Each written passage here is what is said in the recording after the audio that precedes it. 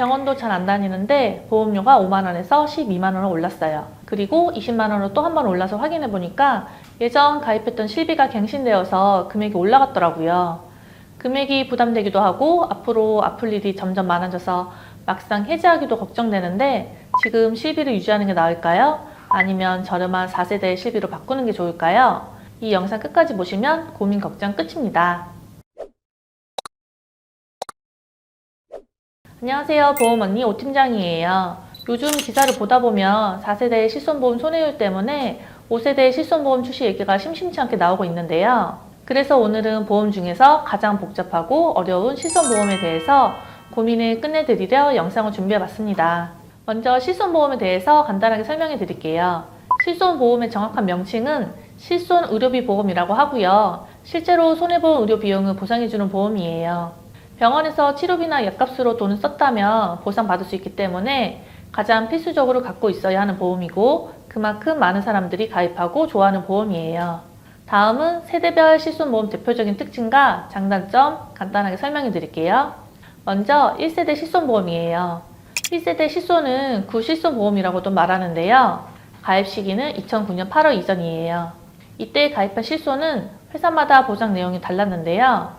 재가입 조건이 없어 3년, 5년마다 갱신이 되는 형식이라 80세, 100세까지 보장 내용은 따로 바뀌지 않고 갱신 주기마다 보험료만 변동되는 특징이 있어요.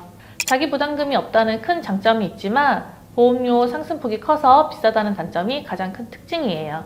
다음은 2세대 실손보험이에요. 2009년 8월부터 2017년 3월까지 가입된 실손으로 표준화 실손보험이라고도 불리는데요.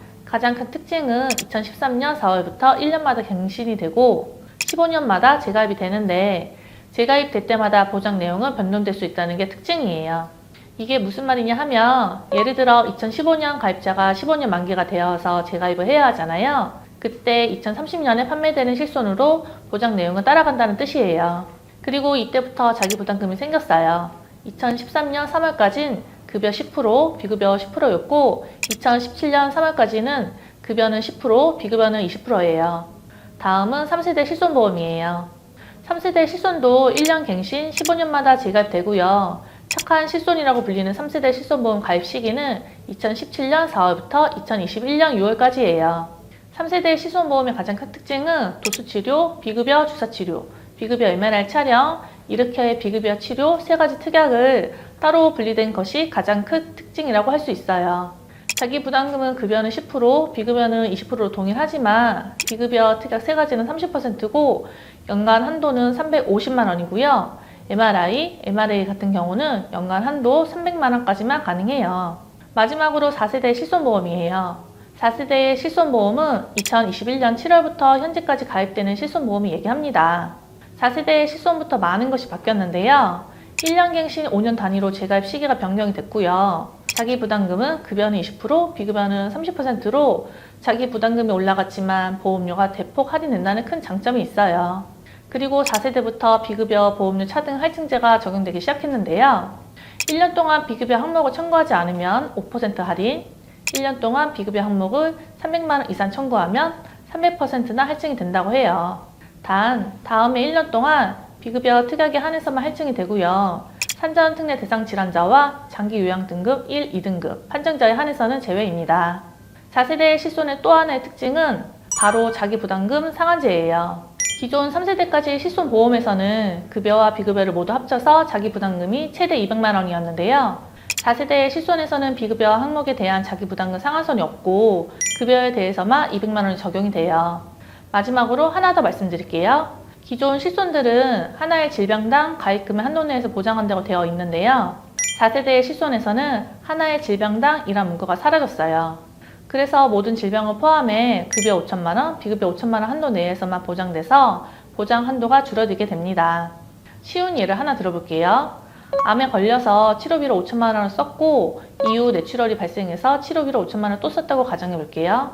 기존 실손에서는 하나의 질병당이라는 문구가 있어서 암에 대한 5천만 원 한도를 보상해주고 뇌출혈로 다시 5천만 원을 보상해주지만 4세대의 실손에서는 모든 질병을 포함해서 한도가 반영되기 때문에 암에 걸린 치료비 5천만 원 보상을 해주지만 뇌출혈 5천만 원에 한해서는 보상을 해주지 않습니다. 지금까지 1세대부터 4세대까지 실손보험의 특징과 장단점에 대해서 알아봤는데요. 기존 구실손보험에 비해 4세대의 실손보험은 단점이 많은 것이 사실이에요. 그럼에도 불구하고 4세대로 전환할지 말지 고민하는 이유는 기존 구실손보험은 너무 비싸고 4세대 실손보험은 저렴하다는 이유 때문이겠죠. 그래서 4세대로 전환하면 좋은 거야, 안 좋은 거야? 이렇게 물어보실 것 같은데요. 증권을 보시고 나의 실손보험 가입일자가 2013년 4월에 가입하신 분들은 15년 뒤 2028년도에 재가입을 하시게 되고 2014년에 가입하신 분들이라면 15년 뒤인 2029년도에 재가입을 하시게 되세요. 지금 현재 5세대 실손 출시 얘기가 나오고 있기 때문에 재가입을 하실 때는 5세대 실손이나 6세대 실손으로 재가입 되시기 때문에 지금 굳이 변경하실 필요는 없다는 거예요. 그러면 2013년 4월 이전에 가입하신 분들은 어떻게 해야 할까요? 이분들은 두 분류를 한번 나눠볼게요. 첫 번째 분들은 몸이 아파서 병원을 자주 가시고 보험금 청구를 많이 하시는 분들, 두 번째 몸이 건강해서 병원을 자주 안 가고 보험금 청구를 거의 안 하는데 보험료가 부담이 되시는 분들, 이렇게 두 분류를 나눴을 때 첫 번째 분들은 일단 기존 실손 유지하세요 라고 말씀드리고 싶어요. 왜냐하면 의료기술 발전에 따라 비급여 치료가 점점 많아지고 있고 4세대로 전환할 시 비급여 보험료 부분이 할증이 될 수 있기 때문이에요. 두 번째 분들은 몸이 건강하고 보험금 청구도 많이 안 하지만 혹시나 하는 마음에 좋은 보장이 줄어드는 게 아쉬워서 비싼 보험료를 내고 계신 분들이 많으신데요. 의료비 지출에 대한 보장을 해주는 실손보험도 있겠지만 큰 병에 걸렸을 때 치료를 하지 않고 진단만 받아도 도움을 받을 수 있는 보험도 있고요. 다양한 의료 상황에 처했을 때 보장을 받을 수 있는 보험도 있으니까 보험료 비교해서 나에게 맞는 보험을 찾아보는 것도 좋은 방법 같습니다. 마지막으로 한 가지 더 말씀해 드릴게요. 그래도 고민하고 또 고민해서 4세대로 전환했는데 후회하실 수가 있잖아요. 이럴 경우 기존 실손으로 돌아갈 수도 있어요. 다만 조건이 있는데요. 보험금 수령이 없을 경우에는 6개월 안에 철회 신청을 하시면 되고요. 보험금 청구를 했을 경우에는 3개월 안에 철회 신청을 하시면 되세요. 이해되셨죠? 지금까지 실손보험에 대해서 설명해드리고 4세대로 전환할지 말지에 대해서 얘기해보고 4세대로 전환하고 나서 처리하는 방법까지 설명해드렸는데요. 완벽한 보험을 들고 싶지만 보험이란 게 사람마다 상황과 사정이 다르고 생각하는 방식도 다르기 때문에 뭐가 맞다, 틀리다 결정을 내리기가 참 어려운 것 같아요.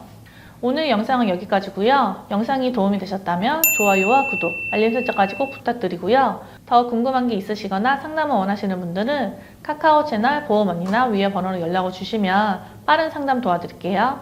다음에도 더 솔직하고 유익한 내용으로 찾아뵙도록 하겠습니다. 감사합니다. 본 광고는 심의 기준을 준수하였으며 유효기간은 심의일로부터 1년입니다.